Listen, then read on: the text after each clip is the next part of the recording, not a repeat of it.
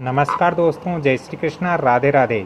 दोस्तों, सबसे पहले तो मैं आप सभी को धन्यवाद देना चाहता हूं, क्योंकि आप लोग वास्तु और ज्योतिष के बहुत ही सुंदर और रहस्यमय वीडियो देख रहे हो। इसके लिए मैं आप सभी का आभारी हूं और आपको बहुत बहुत धन्यवाद देता हूं। दोस्तों, कमल किशोर भोजक चैनल से एक बार पुण्य में एक वास्तु का ही टॉपिक्स लेकर आया हूं, जो बहुत ही महत्वपूर्ण टॉपिक्स हैं। दोस्तों, पहले वीडियो के अंदर मैंने समझाया था कि चुंबकीय आधार पर हमारे घर का मुख्य द्वार कहां पर होना चाहिए, वो भी वास्तु का ही टॉपिक्स था। आज भी मैं पुण्य वास्तु का ही टॉपिक्स लेकर आया हूं। दोस्तों, आज का जो हमारा टॉपिक्स रहेगा वो रहेगा देव विधि बोध चक्रम, यानी मुख्य द्वार वास्तु अनुसार देव विधि द्वारा हम कैसे अपने घर का मुख्य द्वार रख सकते हैं। दोस्तों, जब हम कोई भूमि खरीदते हैं या ज़मीन खरीदते हैं, सबसे पहले उस भूमि का शोल्य शोधन करते हैं और उसके पश्चात भूमि का जो भराव है या भूमि का जो समतल है उसको हम देखते हैं। उसके बाद सर्वप्रथम हम अपने घर का मुख्य द्वार के बारे में सोचते हैं कि मुख्य द्वार हमारा घर का कैसा होना चाहिए, क्योंकि मुख्य द्वार बहुत ही मर्म स्थान माना गया है और मर्म स्थान को यदि वास्तु अनुसार नहीं रखोगे तो दोस्तों पूरे घर का वास्तु बहुत खराब हो सकता है। वास्तु दोष घर के अंदर रह सकते हैं, अच्छी एनर्जी घर के अंदर नहीं आएगी। तो दोस्तों, आज हम बात करते हैं देव विधि द्वारा मुख्य द्वार का वास्तु। दोस्तों, वास्तुशास्त्र के अंदर हमारा जो भवन होता है, हमारा जो ये घर होता है, ये भवन होता है, इस भवन के चारों ओर 32 देवताओं का वास माना गया है। हमारा जो घर होता है, जो मकान होता है, इसके चारों ओर 32 देवताएं अलग अलग स्थान पर वास करते हैं, अलग अलग स्थान पर स्थापित हैं।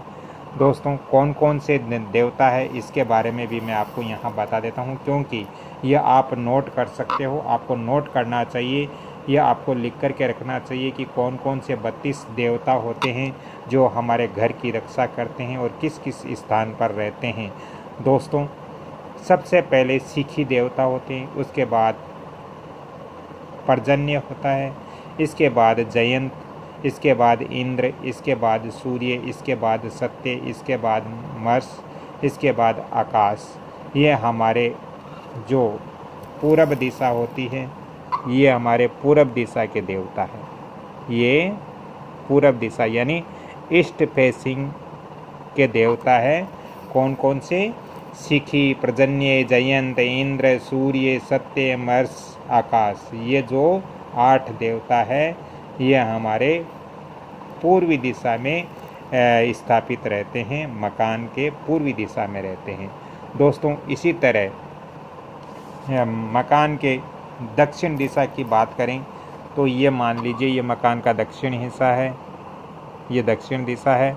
साउथ की दिशा है, तो साउथ के अंदर कौन कौन से देवता रहते हैं?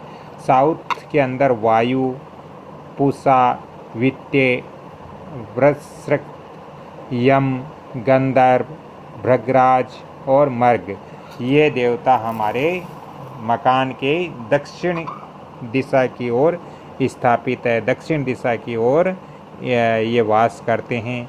इसी तरह हमारे पश्चिम दिशा की बात करते हैं तो पश्चिम दिशा में दोस्तों कौन कौन से देवता रहते हैं? पश्चिम दिशा में पितृ, इसके बाद द्वारिका, इसके बाद सुग्रीव, पुष्पदंत, वरुण, असुर, शोण, पापश्रियम। ये देवता हमारे मकान के पश्चिम दिशा में वास करते हैं, पश्चिम दिशा में रहते हैं। इसी तरह हम बात करते हैं उत्तर दिशा की, तो उत्तर दिशा में कौन कौन से देवता रहते हैं? उत्तर दिशा में भी मैं यहाँ आपको बता देता हूँ।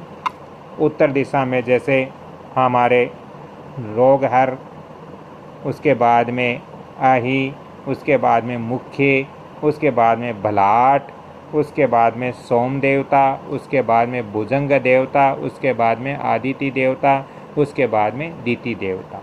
तो जैसे मैंने इसके अंदर यहाँ लिखा हुआ है, यहाँ पर मैंने पूरा विवरण इसके अंदर दिया है। मान लीजिए ये हमारा मकान है और इस मकान के ये पूर्व दिशा है, तो पूर्व दिशा में शिखी, पर्जन्य, जयंत, इंद्र, सूर्य, सत्य, मृष और आकाश, ये देवता यहाँ पर वास करते हैं। इसी तरह दक्षिण दिशा के देवता भी मैंने यहाँ लिखा है। इसी तरह पश्चिम दिशा के देवता भी मैंने यहाँ लिखा, उत्तर दिशा के देवता भी मैंने यहाँ पर लिखा है। अब दोस्तों हम बात करते हैं कि आज मैं केवल आपको ईस्ट फेसिंग के ही बारे में बताऊंगा, क्योंकि बहुत सारे लोग बोलते हैं कि सर आपके वीडियो बहुत लंबे होते हैं। तो जब तक मैं वीडियो लंबा नहीं दूंगा तो पूरी जानकारी आप लोगों तक कैसे पहुंचेगी, और पूरा वीडियो देता हूं, लंबा वीडियो देता हूं, तभी आप लोगों के पास पूर्ण जानकारी आप लोगों के पास पहुंचती है, आप लोग समझ पाते हो इस चीज़ को। तो दोस्तों आज मैं इतना लंबा नहीं दूंगा, शॉर्टकट में ही दूंगा, ताकि आप मैं इसके इस जो ये चैप्टर है इसके 4 भाग करूंगा। तो आज मैं केवल ईस्ट डायरेक्शन के ही बारे में बताऊंगा।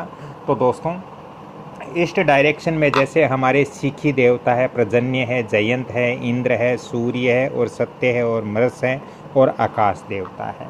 तो दोस्तों देव विधि द्वारा हमें मुख्य द्वार कहाँ रखना चाहिए, देव विधि द्वारा हमें मुख्य द्वार कहाँ पर रखना चाहिए, तो आपको पहले अपने पूर्व दिशा के अंदर 1 2 3 4 5 6 7 8 9 भाग आपको बराबर बराबर करना है, और इस तरह आपको ये देवता स्थापित करके देखना है।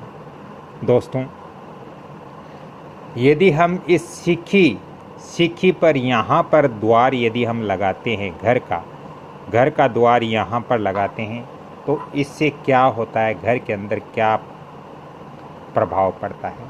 बहुत सारे लोग ये बता देते हैं कि यहाँ पर द्वार लगाना चाहिए, लेकिन ये नहीं बताते कि क्यों लगाना चाहिए और यहाँ पर द्वार रखने से क्या होता है। दोस्तों यदि हम यहाँ शिखी पर द्वार रखते हैं यहाँ पर, तो इससे घर के अंदर ये जो मकान है इसके अंदर अग्नि भय का अवसर बना हुआ रहेगा। इस घर के अंदर अग्नि भय, हर समय अग्नि का डर सताता रहेगा, अग्नि भय रहेगा। दोस्तों इसके साथ ही यदि हम पर्जन्य में मुख्य द्वार रखते हैं, बराबर आपको भाग करने हैं और इनके अलग अलग देवता आपको समझना है। यदि हम पर्जन्य देवता के स्थान पर द्वार रखते हैं, मुख्य द्वार रखते हैं, तो दोस्तों इससे इस घर के अंदर जो व्यक्ति हैं उनको स्त्री लाभ तो होगा, महिलाओं का लाभ होगा, उनकी शादियां जल्दी हो जाएगी, स्त्री संबंधित समस्या है वो दूर हो जाएगी। और यदि हम तीसरे भाग में यानी जयंत भाग में यदि हम रखते हैं तो इसका क्या होता है, इससे इस घर के अंदर सदस्यों पर क्या प्रभाव पड़ता है। दोस्तों जयंत के अंदर यदि हम मुख्य द्वार रखते हैं तो घर के अंदर बहुधन प्राप्त होगा, यानी धन दौलत या रुपए पैसे की कमी नहीं रहेगी। इसलिए जयंत के जो भाग है उसके अंदर भी हम मुख्य द्वार वास्तु अनुसार देव विधि द्वारा हम रख सकते हैं। ये बहुत ही अच्छा स्थान होता है घर के मुख्य द्वार के लिए। दोस्तों इंद्र के यदि भाग में हम मुख्य द्वार रखते हैं, इंद्र के भाग में यदि हम मुख्य द्वार रखते हैं तो इससे क्या होता है, इंद्र के भाग में मुख्य द्वार रखने से दोस्तों राज प्रियता मिलती है। सरकारी जितने भी कार्य हैं इस घर के जो व्यक्ति हैं उनको आसानी से हो जाएंगे और ये राज प्रियता इनको मिलती हैं। ऐसे मकान के जो व्यक्ति हैं वो या तो कोई बड़ा नेता होता है या कोई बड़ा सरकार के अंदर अधिकारी बन सकता है। दोस्तों बात करते हैं सूर्य के भाग के अंदर। सूर्य के भाग के अंदर यदि हम मुख्य द्वार रखते हैं तो इससे क्या इस घर के अंदर प्रभाव पड़ेगा। सूर्य के भाग के अंदर यदि हम मुख्य द्वार रखते हैं सूर्य वाले हिस्से में, तो दोस्तों इसमें इस घर के अंदर जो सदस्य हैं उनको क्रोध बहुत ज़्यादा आएगा, बात बात में वो गुस्सा करेंगे और मन मुटाव भी बना रहेगा। हालांकि ये सूर्य का भाग है, ये सूर्य देव की यहाँ स्थापना है, इसलिए इस घर के सदस्यों का स्वास्थ्य तो अच्छा रहेगा, लेकिन क्रोधित बहुत होंगे। दोस्तों यदि हम सत्य वाले भाग के अंदर, जहाँ पर सत्य देवता विराजमान है, सत्य देवता की स्थापना होती है, वहाँ पर यदि हम मुख्य द्वार रखें तो क्या होगा दोस्तों? वहाँ पर मुख्य द्वार रखने से यहाँ असत्यता हो जाएगी। घर के अंदर सभी व्यक्ति झूठ बोलने लगेंगे, सभी व्यक्ति कपट करने लगेंगे और सभी व्यक्ति हर समय असत्यता सब के अंदर रहेगी। ऐसे मकान में जो व्यक्ति रहते हैं उनमें असत्यता रहती है, वो हर समय झूठ बोलते रहते हैं। दोस्तों इसी तरह यदि हम इस स्थान पर मुख्य द्वार रखें, मर्स देवता जहाँ रहते हैं, मर्स देवता के स्थान पर यदि हम मुख्य द्वार रखें तो इससे इस घर के अंदर क्या परिणाम मिलेंगे? इस घर के अंदर जो सदस्य हैं उनमें क्रूरता भरी रहेगी, कपट भरा रहेगा, छल भरा रहेगा। तो यदि जिस घर के अंदर इस भाग में मुख्य द्वार है तो वहाँ के व्यक्ति कपटी होते हैं, छली होते हैं, धोखेबाज होते हैं। तो और यदि हम यहाँ पर मुख्य द्वार रखते हैं, यानी आकाश वाले भाग पर यदि मुख्य द्वार रखते हैं तो इसका क्या परिणाम इस घर के अंदर होगा? इस घर के अंदर दोस्तों चोरी का भय हर समय बना रहेगा। कोई भी सामान लेकर रफू चक्कर हो सकता है, इस घर के अंदर कभी भी चोरी हो सकती है। तो दोस्तों सबसे जो अच्छा पूरब दिशा के अंदर द्वार रखने का जो भाग है वो दोस्तों हमारा दूसरे से लेके दूसरा, तीसरा और चौथे भाग तक हम यहाँ तक मुख्य द्वार कहीं भी बनाते हैं तो ये अच्छा है। जैसे मैंने अभी बताया कि दूसरे भाग के अंदर पर्जन्य देवता जहाँ स्थापित हैं वहाँ पर मुख्य द्वार होने से स्त्री लाभ होता है, तो ये भी अच्छा है। इसके बाद में मैंने बताया था जयंत के अंदर यदि मुख्य द्वार जयंत वाले, जहाँ जयंत देवता वास करते हैं वहाँ मुख्य द्वार रखते हैं तो इससे इस घर के अंदर बहुधन होगा, संपत्ति होगी, दौलत होगा, रुपया होगा, पैसा होगा, आर्थिक तंगी बिल्कुल नहीं रहेगी। इसके बाद दोस्तों मैंने बताया था इंद्र वाले में राजप्रियता मिलती हैं। तो ये तीनों ही स्थान, दूसरा, तीसरा और चौथा, ये जो स्थान है ये मकान के लिए बहुत शुभ होता है। यदि आपका ईस्ट डायरेक्शन मकान है तो आपको मुख्य द्वार यहाँ पर रखना अति शुभ होगा, अति उत्तम होगा।